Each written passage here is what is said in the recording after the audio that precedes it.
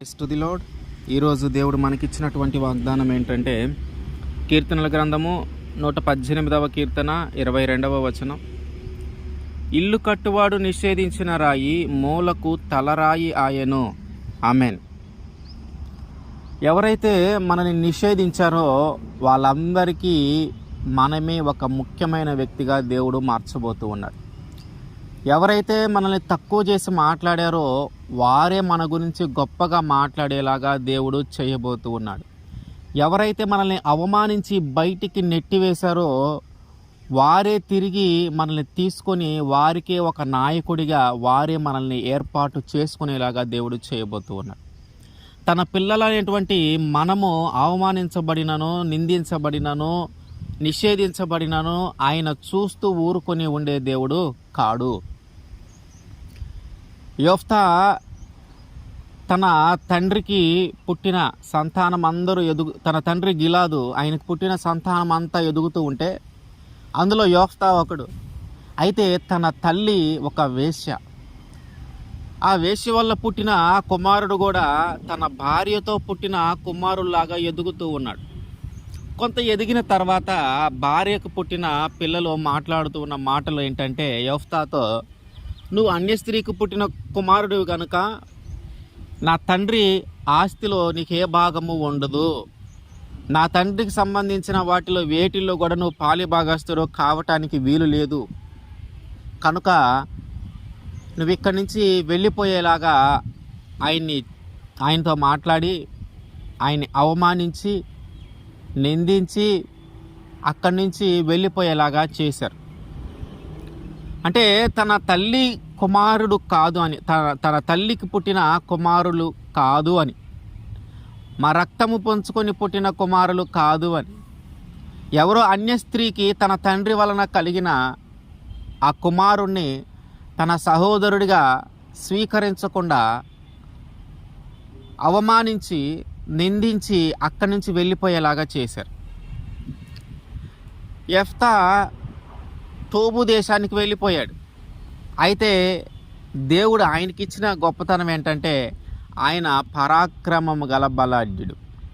అంటే బాగా యుద్ధము చేయగలిగినటువంటి వ్యక్తి, ధైర్యంగా నిలబడగలిగినటువంటి వ్యక్తి. ఆయన వెళ్ళి టోబు దేశంలోనికి వెళ్ళి అక్కడ బ్రతకటం మొదలుపెట్టాడు. కొంతకాలానికి ఈ ప్రజల మీదకి అమ్మోనీయులు యుద్ధానికి వచ్చారు. అమ్మోనీయులు యుద్ధానికి వస్తే వీళ్ళందరూ కూడా ఓడిపోయే పరిస్థితి ఏర్పడింది. ఈ అమ్మోనీయుల్ని జయించాలంటే బాగా యుద్ధము తెలిసినటువంటి వ్యక్తి, బాగా ధైర్యం కలిగినటువంటి వ్యక్తి, బాగా పరాక్రమం కలిగినటువంటి ఒక వ్యక్తి కావాలి. ఆ వ్యక్తి ఎవరో కాదు, యెఫ్తా. కాకపోతే ఆయన్ని ఇక్కడే మనం అవమానించి ఇంటి నుంచి బయటికి గెంటేశాం, నిందించి బయటికి పంపించేశాం. ఇప్పుడు అతని అవసరం ఏర్పడింది.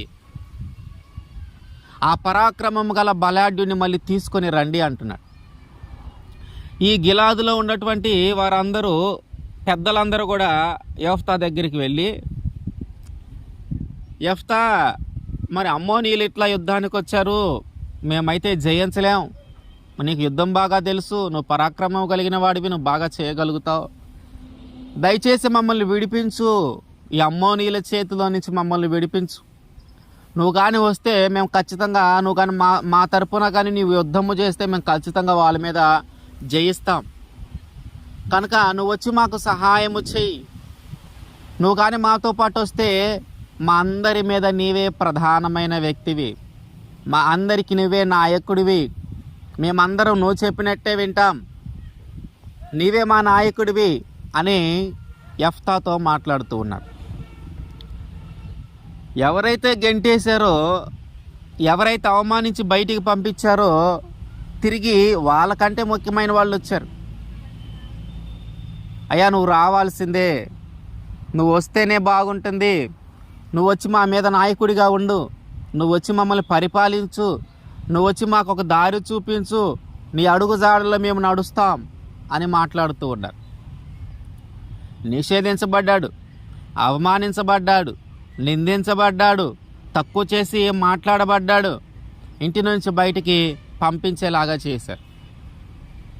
ఇప్పుడు వారికంటే విలువైన వాళ్ళు, వాళ్ళకంటే ముఖ్యమైన వాళ్ళు వచ్చి బతిమలాడుతూ ఉన్నారు, నువ్వు రాయ్యా, నువ్వు రావాలి, నువ్వు వస్తేనే మేము జయించగలుగుతాం, నువ్వే మా నాయకుడుగుంటావు, నువ్వే మమ్మల్ని పరిపాలించాలి, నీ మార్గంలోనే మేము నడుస్తాం, నువ్వు ఏది చెప్తే అది మేము చేస్తామని ఇప్పుడు గిలాదు వాళ్ళు పెద్దలు వచ్చి అడుగుతూ ఉన్నారు.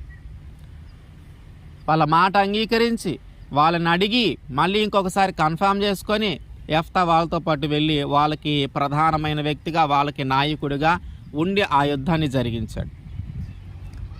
అంటే ఎవరైతే మనల్ని నిషేధిస్తారో, ఎవరైతే మనల్ని తక్కువ చేసి మాట్లాడతారో, ఎవరైతే మనల్ని నిందించి అవమానించి ఇంటిలో నుంచి బయటికి వెళ్ళిపోయేలాగా చేస్తారో, తిరిగి వారికే మనం ముఖ్యమైన వ్యక్తిగా, వారికే మనం ప్రధానమైన వ్యక్తిగా, వారికే మనము నాయకులుగా, వారిని మనం పరిపాలించేలాగున వారికే మనము మూలమైన వ్యక్తిగా దేవుడు మారుస్తాడు.